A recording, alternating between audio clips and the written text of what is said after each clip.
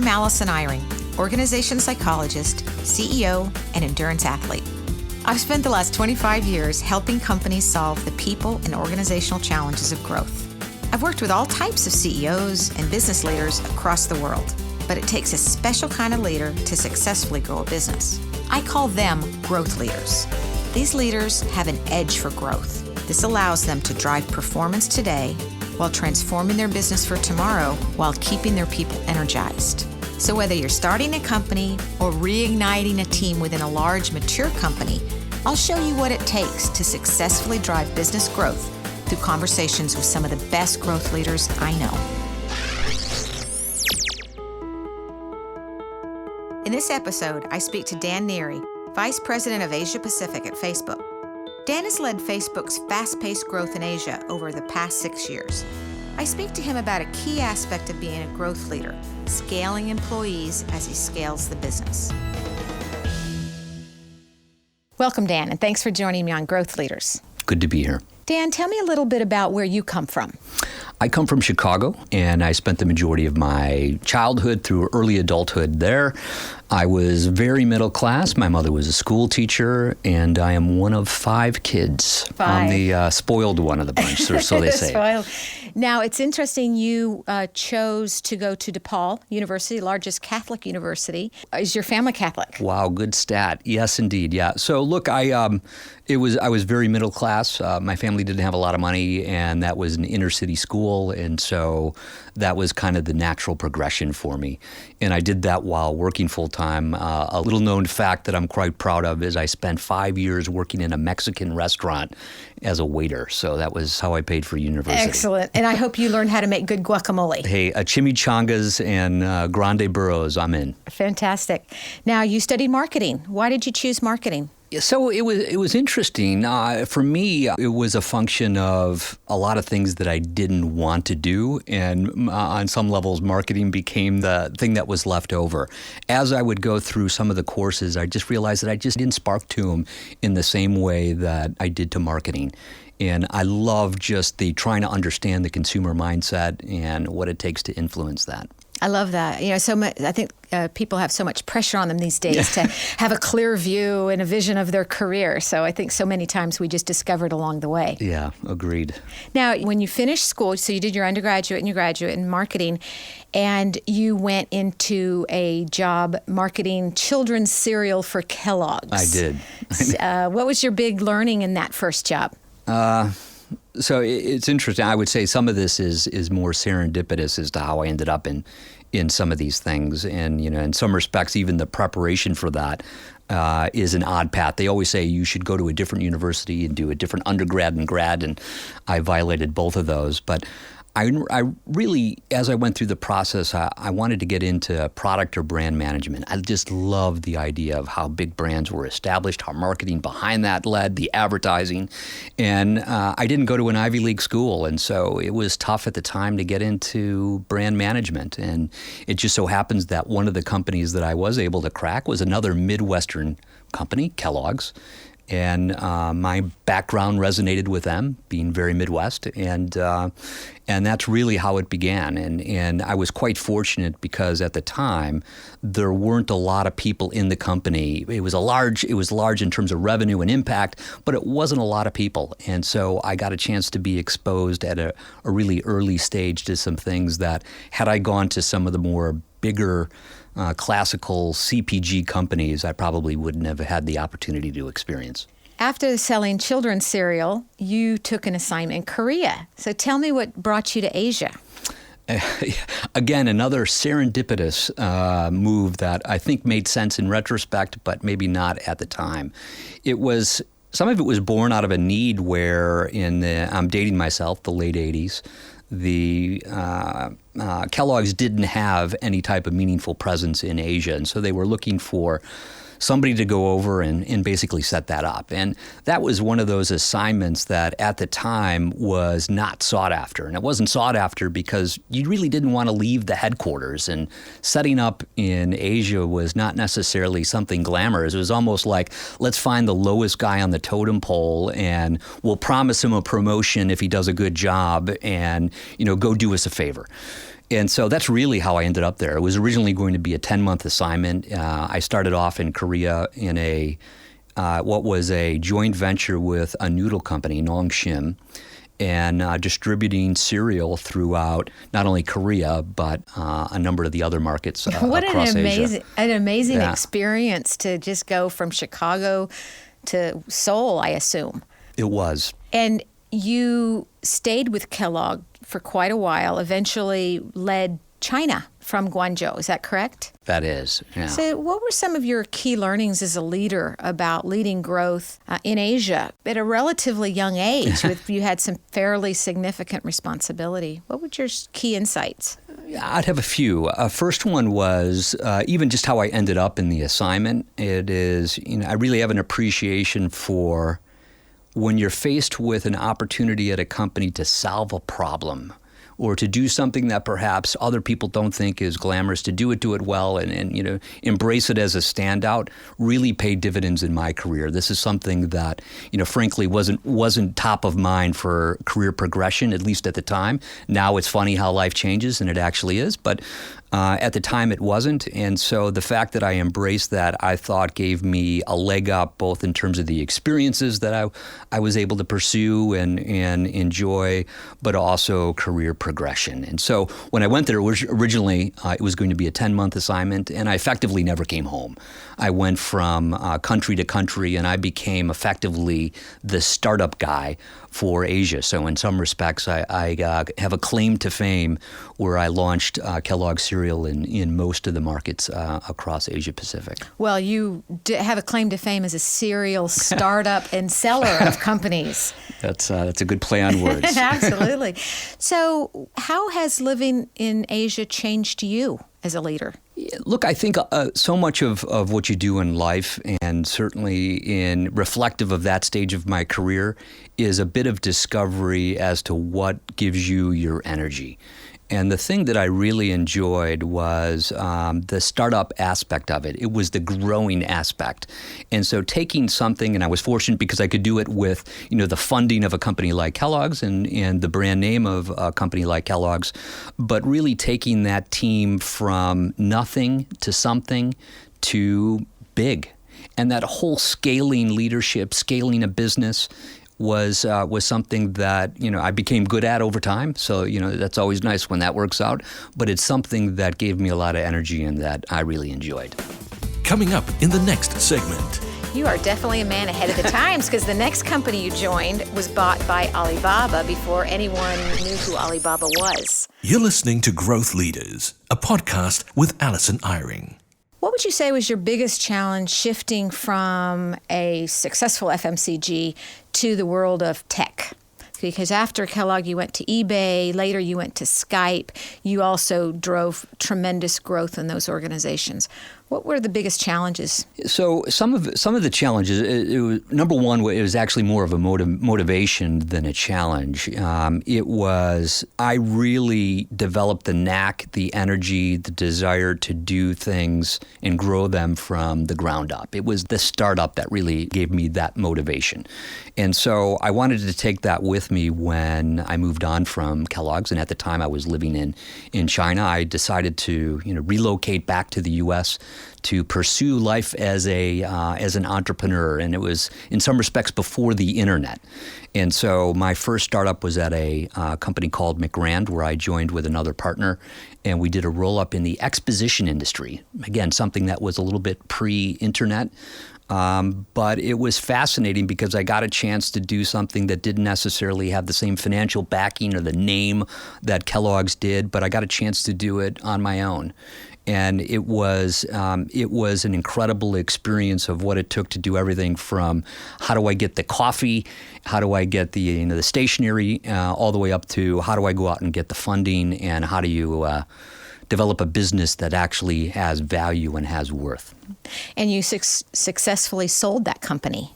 Yeah, so that company we went out and we acquired and built a couple of different expositions that became quite big in their industry, and a couple of the publishers in those industries ended up buying that out. You are definitely a man ahead of the times, because the next company you joined was bought by Alibaba before anyone outside of China really knew who Alibaba was. You're right. So it is. So I ended up at a company called Auction Watch. It changed its name at some point to a company called Vendio, but it was really early internet, and we did a couple of different things. We did, number one of the early on aggregation tools on the buy side. So there were hundreds of different auction sites that are out there. So eBay's dominance at the time had never really hadn't really reached that point, and there were hundreds. It was a very fragmented landscape at the time, and so we combined them all in a way such that you could easily shop across multiple auction sites, and then also on the sell side. So we offered a bunch of different tools where, believe it or not, image hosting was not yet a thing on the internet. It was pretty much text-based, and so we became one of the companies early on that allowed people in auction and selling formats the ability to use images. Again, that sounds somewhat dated right now, but that was our original premise. What have you learned across these different experiences about growing yourself as a leader fast enough to grow the business? So when I look back on my career, and I'll borrow a page from something that we do a better job of articulating here at Facebook, but we talk about ourselves as a learning organization that never graduates. And I think the same thing is true at an individual level. I think the willingness to be an ongoing student and understand how to test, learn, and iterate, whether or not it's as an individual, as a leader, as a collaborator, as an actual overall business, is one of the critical things that I think has been evolutionary for me, and I've gotten better at, but it has also been, I think, critical to success. Well, certainly the way you have moved through your career has been very experimental. You actually remind me of the old advertisement about Mikey. And they'd say, what's this cereal? Make Mikey try it. He try it. No one likes it. He'll try it. It sounds like you've been open and you've been willing to try things where it wasn't clear, that you've sought experiences and not titles as a pattern in your career. Yeah, I fundamentally think you get better as an individual, as a leader, as a person by being around other really smart people and doing new things. And that's always been good for me because I've had the opportunity to go out and do some new things. And during the process, I've been exposed to lots of just incredibly brilliant people, both in terms of working for me and that I've had the opportunity to work for. What have you learned about growing your people faster? So the thing that I would point to that's critical on scale, and it's been more of something that I've picked up at Facebook more so than maybe perhaps some of the more traditional experiences I've had in my career, is the value of influence over control. And what I mean by that is if you look at more traditional structures tend to be very top-down, command and control, and decisions are made at the top and they get cascaded, and you're judged by how well you implement against that. When I look at Facebook and the way that we manage here, and just even how I see things evolving in the age of increased communication, whether or not you want to credit maybe perhaps some of the social influences there, but just how technology has impacted our lives, is the importance of being able to influence others. And that's significantly more important than the ability to control. I think that's pretty significant because in your position, you could control if you wanted to. Well, that's always debatable. I mean, there's a lot of people that work at Facebook. We are an incredibly decentralized and matrixed organization. And in fact, I would say the only way I'm able to lead is my ability to influence others. Coming up in the next segment. You responded, you said, I focus on doing my job and I let my team do theirs. That's my favorite quote. You're listening to Growth Leaders, a podcast with Alison Eyring. Dan, I want to go to a page in my book, Pacing for Growth. You're in my book. I told a story about you. I'm just going to read this little excerpt, and then I'm going to ask you about it. This is in a chapter on scale to grow. and I was asking you about how you develop others and how you accelerate development. And so in the book, I say, I spoke with Dan Neri about how he helps scale his leaders for high growth businesses. And when you responded, you said, I focus on doing my job and I let my team do theirs. That's my favorite quote. I love that. I focus on doing my job and I let my people do theirs. Say more about that. Well, I wonder if the people that I work with would agree with that statement. But I think, look, to me, what that is about is you want to make sure that you're hiring a super strong team. And if I had to look at the commonality across all of my different experiences, it's the team is the thing that wins the day. But then once you have that team, you've got to figure out what is the culture, what is the DNA of the company, what's the DNA of how you want to lead. And when I think about that, that's each of our responsibility as a leader to do that. What I try and do is to think through how decisions are going to be made. And so as an example, at Facebook, we are extremely data-driven. Data wins arguments. That's one of the mottos that you'll see on the walls when you walk around the Facebook office. And so if you have that as a general principle as to how decisions are made, in that respect, it makes scaling that much easier. Because if people understand, hey, everybody's smart, you have the resources, and you understand the way that we're all going to face different problems, different decisions that need to be made, you hardwire that DNA, and I think that's the way in which the organization scales. And so when I talk about allowing others to do their job, it's always with a bit of a guideline that we spend a lot of time on things like culture, a lot of times on how we're going to make decisions, setting up the guardrails around what are the processes that we're going to put in place to have the discussions, and then it hopefully scales from there. I love the use of that word guardrails because it's really about creating safety, knowing how much risk are you going to take and how do you mitigate risk and while you're allowing people to take decisions. Yeah, and I'll bring up one of the things that I really like here at Facebook. Not a lot of people know this, but at any given time, there's thousands of different versions of Facebook that are running at any given time. And the background to that is we believe in like many companies in the tech space, we have this agile approach where small groups are working at various subsets of the things that we're trying to do, the problems that we're trying to solve. But they're given the latitude as a group to test, learn, and iterate.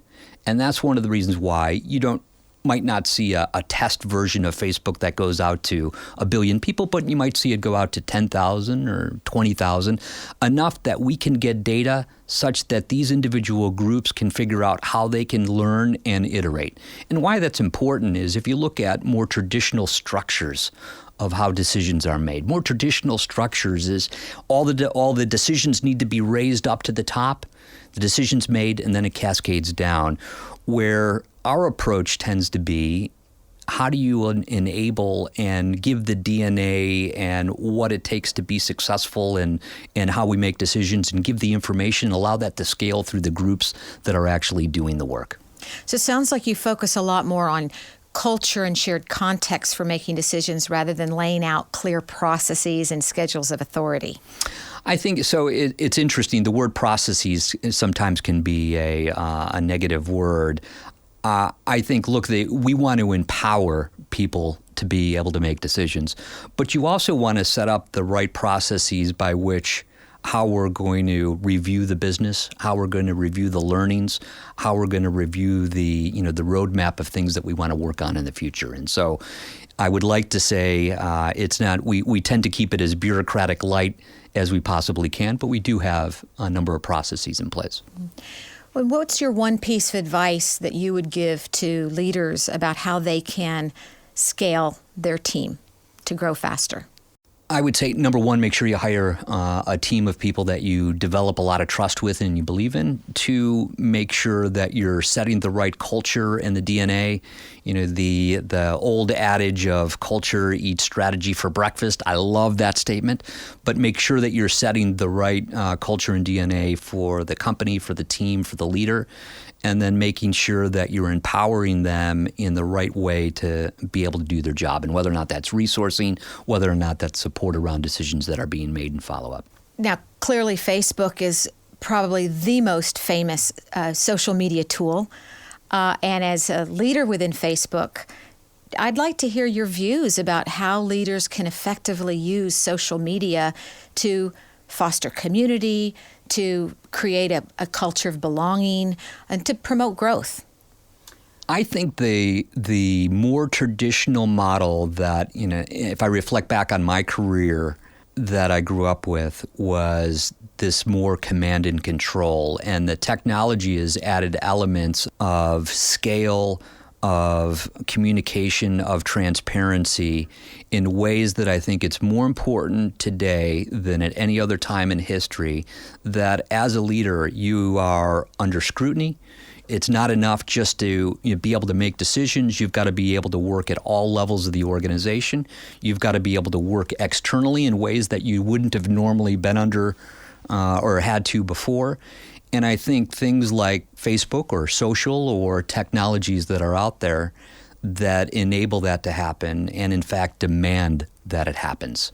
And so I view that as not something that I look negatively on or even, frankly, a challenge, although it does offer some challenging moments to it.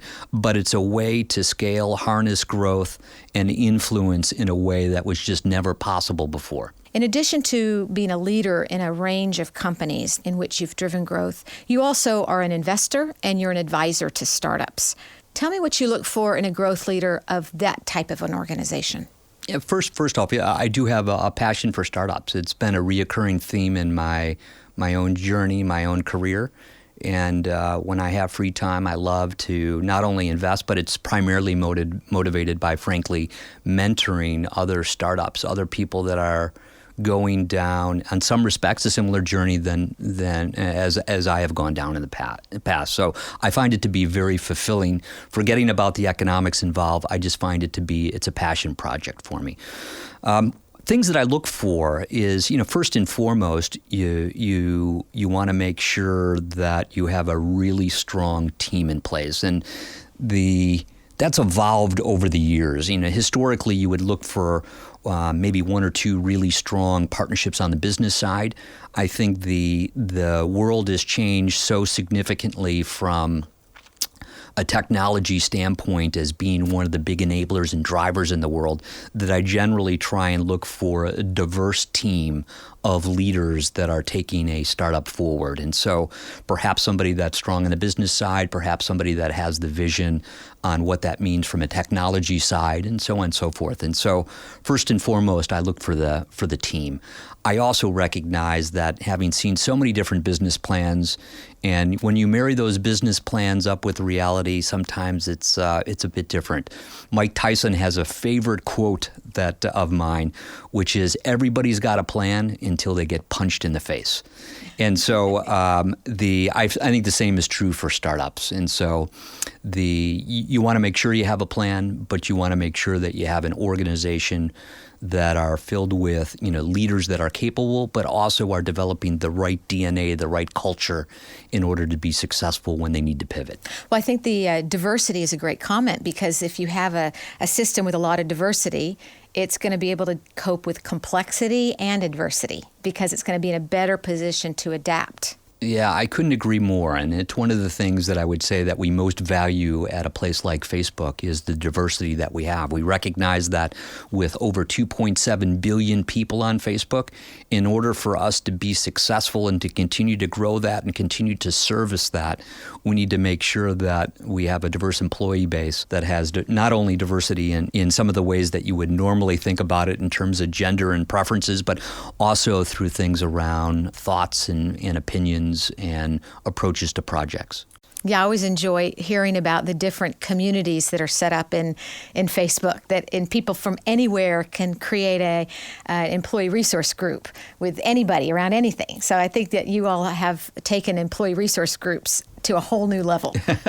Well, increasingly, look, it's if I were to look versus a more traditional environment where a lot of the focus on getting work done or on actual tools. So this is how I'm going to put together spreadsheets, or this is how I'm going to do my presentations via PowerPoint. Increasingly, it's around how I'm going to communicate and collaborate.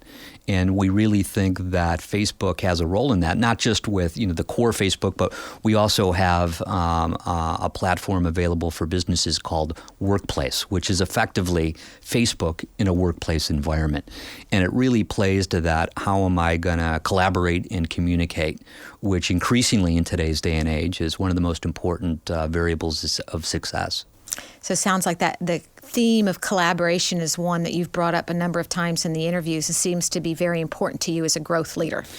It is, and I also think that as organizations scale, that's the only way that you'll be successful. The businesses that certainly are Facebook, but I suspect reflective of so many businesses, are just becoming so complex that the expectation that you're going to get one or two people at the top that have a full grasp over all that it takes to be successful is outdated.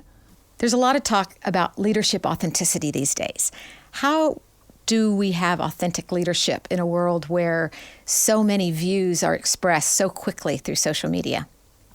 So I think in some respects, that's the very reason why. We are living in a world of almost instantaneous and broad feedback on whether or not I go into a restaurant and have a meal, whether or not I take a flight or consume any other type of product. That's the world that we're living in.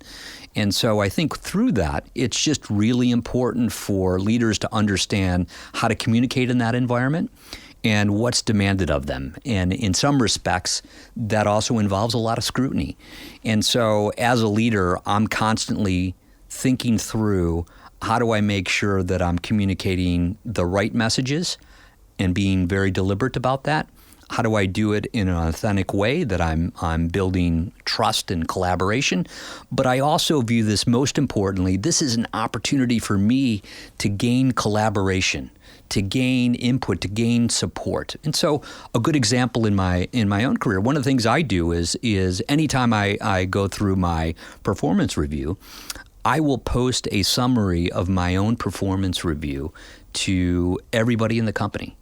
And the reason why I do that is because, look, in order for me to succeed, I know that I need the help and support of other individuals, of other cross-functional teams, and that by doing that in a very transparent way, I'm able to build that. That's pretty amazing. Very risky. Only, very courageous. Only if it's a bad review. Dan, thank you so much for joining me today. I really appreciate it, and thanks for sharing your ideas with us today. My pleasure. Thank you very much. Thank you for listening. If you like what you hear, please subscribe to Growth Leaders wherever you get your podcasts. Leave a comment and a rating. We'd love to hear what you think. If you have questions about growth or growth leadership, please email us at growthleaders@organizationsolutions.com. Growth Leaders is produced by Organization Solutions in partnership with MediaCorp. Many thanks to Dee Kirk, Sean Young, Barry Toe, Keith Tan, Zach Risley, and Susan Eyring.